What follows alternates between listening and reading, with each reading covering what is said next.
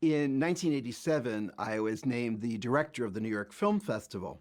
And so the first festival on which I would work would be that of 1988. And this being my first festival, I wanted to make, of course, the strongest impression possible. And the best way to do that was to have the strongest opening night film possible.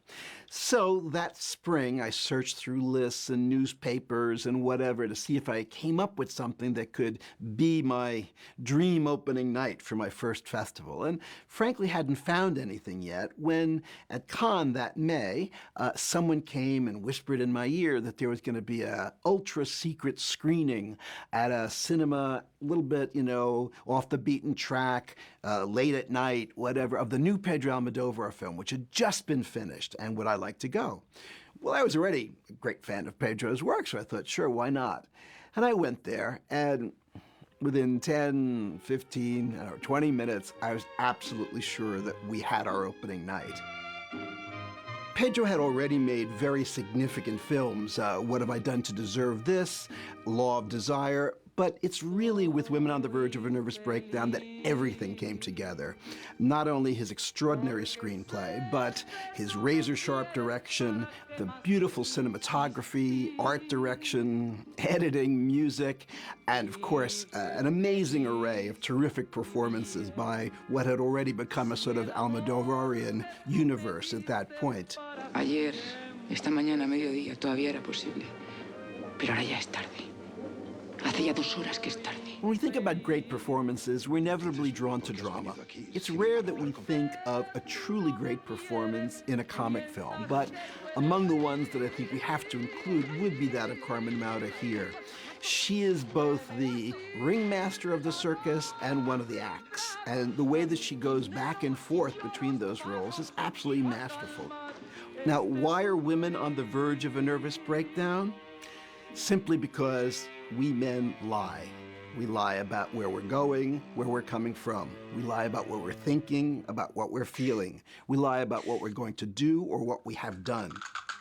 Mi vida sin ti no tiene sentido. ¿Quieres casarte conmigo? In a sense, lies have really become almost a standard in terms of the relationship between men and women, and men have even gone so far as to invent devices such as the telephone to aid them in their lying. And indeed, telephones are a device that have really, I think, not only a frequency but a deep meaning for Pedro Almodovar. They run through all of his films. Telephone conversations, missed conversations, messages on answering machines are very frequent elements in his films. And I think there's a little bit of an autobiographical element in there because, as is known, before Pedro went to Madrid and became an artist, he actually worked for a while as a telephone operator. So I think telephones figure quite centrally in his imagination.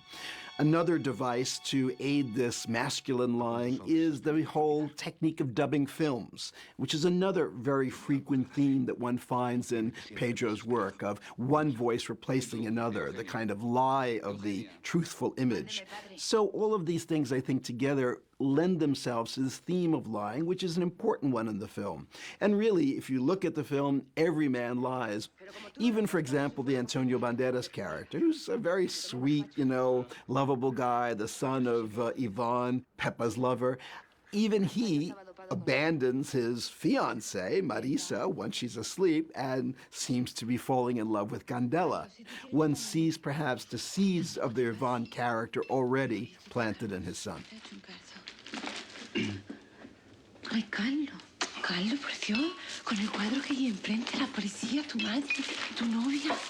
¿No te da miedo? Family relationships are enormously important to Pedro. In Women on the Verge, you actually see his mother reading the news, and his brother Agustin was the executive producer on the film, and in fact has a small part as the architect who's playing around with the maquette.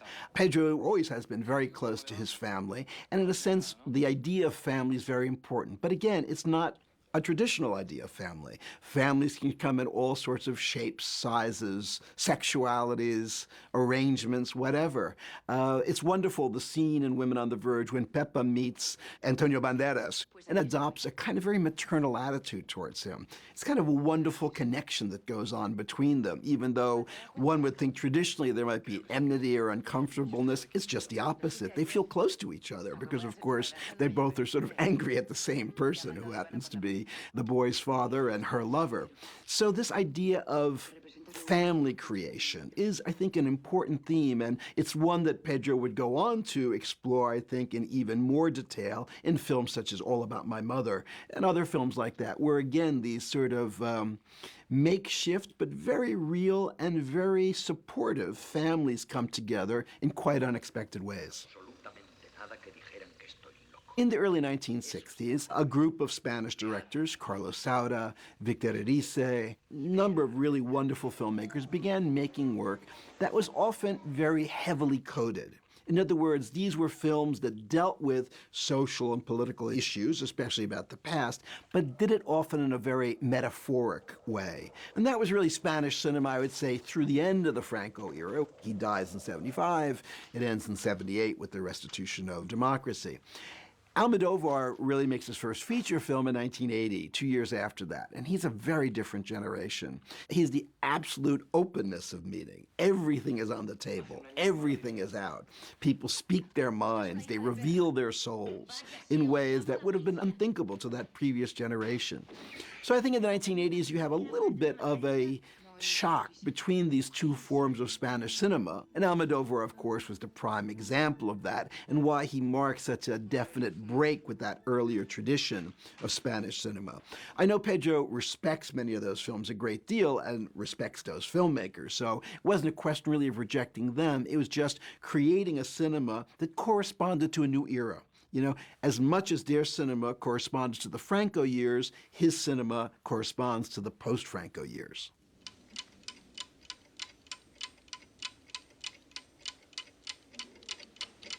Pedro likes to reimagine what a Spanish genre cinema might have been like during those years.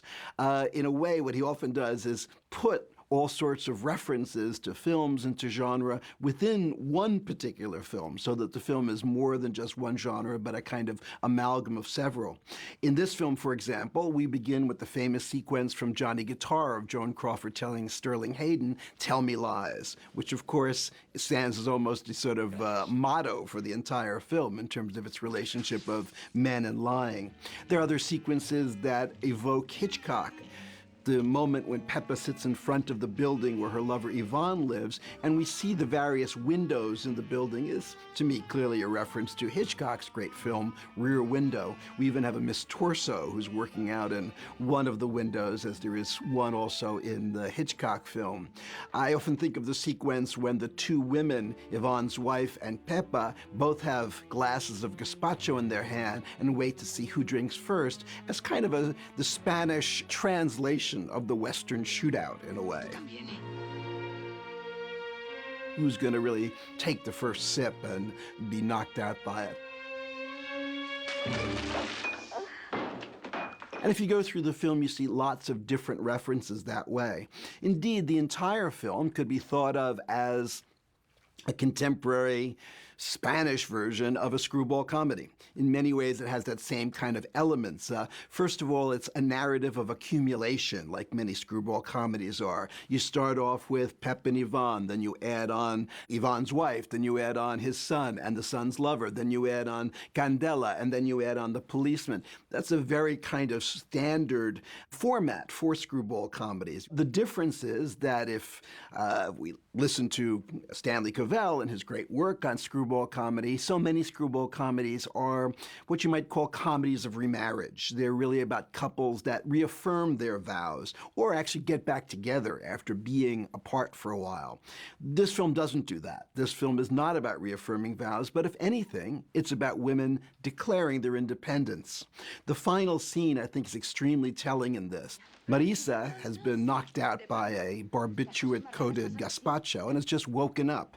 And she reveals that at that point, she feels that for the first time in her life, she's had an orgasm. And in fact, it's come just during the course of the dream without help from anyone. Meanwhile, Pepper reveals that she's pregnant and she's decided to have the child on her own. In a sense, this film about women who are sick of lying end up making, I think, extraordinarily strong statements, not just in terms of their emotional independence or financial independence, but in a certain way their independence in terms of both child rearing and even sexual pleasure. That in the end, they're able to enjoy these things on their own with or without the help of men. Women on the Verge of a Nervous Breakdown opened my first New York Film Festival in September of 1988, and the film was rapturously received. It was an enormous success. The perfect opening night for the New York Film Festival, because our audience was seeing a terrific film that was accessible, very meaningful, and at the same time somewhat challenging. So it had everything going for it. And Pedro was at his best. The audience was eating out of the palm of his hand. And I can just remember afterwards saying, thank you, Pedro, for the gift of this film, because it certainly set my career at the New York Film Festival off on a very, very good foot.